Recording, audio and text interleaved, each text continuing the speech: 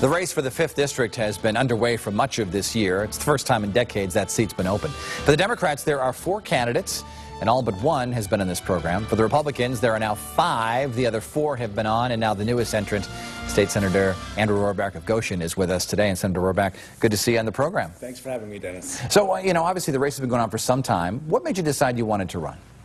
Well, Dennis, I've served in the Connecticut General Assembly for 18 years and have accumulated a fair amount of experience in public policy in the process. And I've looked at Washington, and like most Americans, have kind of been disillusioned, quite frankly, with the dysfunctionality of the United States Congress. The approval rating of Congress is at an all-time low, and with good reason. And I think we've got to solve that problem by changing Congress one congressman at a time. And I spoke with my family, and this was an opportunity for me to try to make our country a place where our son can have the opportunities. And the dream of America is that each successive generation would have it better than the generation before it. That dream is in peril, and I think that now is the opportunity that we have to reclaim America, and so I'm jumping in the race. Have Congressman Murphy's actions in Washington, his votes, hurt the 5th District? Well, Congressman Murphy voted against the deficit reduction plan, which I thought was the wrong vote. Clearly, if that plan had not passed, the markets would have gone into even greater turmoil than they are now. But I'm not running against Congressman Murphy. I'm going to run against a Democratic candidate whose views will surely be different than my own. And I have a record of 18 years of service, and I have a passion for working hard and bringing the kind of common sense, pragmatic New England Republican brand to my work in Hartford, and that's the brand I would bring to Washington as well. Before you get to the Democrats, you have to get by 4 Republicans, strong candidates in their own way. What did you learn from them watching their campaigns this year that made you decide to get in? I mean, obviously you see something you don't like or something you think you could do better. Certainly nothing that I don't like, but I do believe that I offer our party's best hope for winning this seat in November. What I saw of them was the absence of the kind of legislative experience that I've had and the inability to hit the ground running when they're elected, or should they be elected next November. I bring a package of experience which will allow me to hit the ground running, and I'm not going to stop running until the job is done. I represent 14 of the 41 towns in the district today. I know the people, I know the issues, and I understand the process. So I think that those attributes make me a better candidate than the other people in the race. There are some Republicans in the state scratching their heads saying, can we ever get that seat back? Can we ever, because this state has moved toward the left and become very blue. And I think this is our time, and quite frankly, I think I'm the candidate that offers the best hope for doing that. I've been elected 9 times, and I'm a Republican. I've always run on Republican principles, but I've been able to garner support from unaffiliated voters and earn the confidence and trust of the people I work for. If you look at the figures from the last couple of elections, many people who voted for Chris Murphy voted for you. So you have to walk a fine line as you run in this race, because you need to attract some Democrats. Well, I think unaffiliated voters are the ones that may have voted for Chris Murphy, who may have voted for me as well. It's the unaffiliated voter that holds the key to the 5th District. And the candidate that the Republican Party runs needs to have a profile which is attractive to the unaffiliated voter.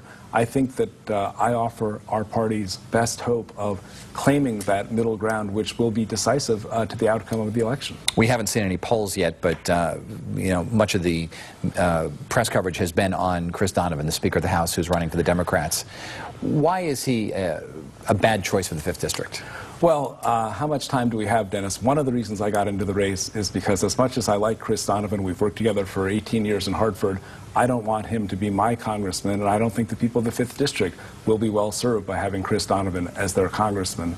But I think Chris has a history of serving one constituency above all constituencies. I mean, he has been certainly the strongest advocate the legislature has for public sector employees, and I think that oftentimes his advocacy for that one single constituency has been to the detriment of the tax-paying public in Connecticut. I think that whoever we send to Washington needs to try to divine the public good, the common good, and not be captive to one particular special interest. As you know, he is on the committee to redraw the districts.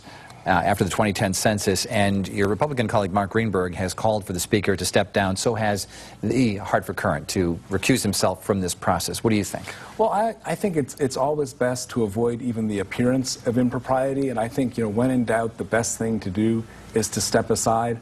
Meriden is an outlier in the 5th Congressional District, and Speaker Donovan's participation in the process, which is drawing the lines for a seat he hopes to hold, I think does call into question his ability to perceive when it's best to avoid a conflict. So you'd like to see him recuse himself? Well, I think it's his call to do it, but I think that if he were to recuse himself, he would take away that issue from people who are questioning the propriety of his participation. And you've worked with him very closely over the years. Do you think he would try something from his position as a member of that committee? I don't know when you say try something. Well, let's say someone said, let's cut out Meriden. Let's give that to Rosa DeLauro. I think he would object to that. I think it would be pretty obvious. I will bet you whatever you would like to wager that Meriden will be in the 5th Congressional District. As a matter of fact, I just think that it would be, I'm thinking what I might offer to do if it weren't in the 5th Congressional District, but I'm not going to say it on TV. If elected, what's the first thing you'll do in Washington?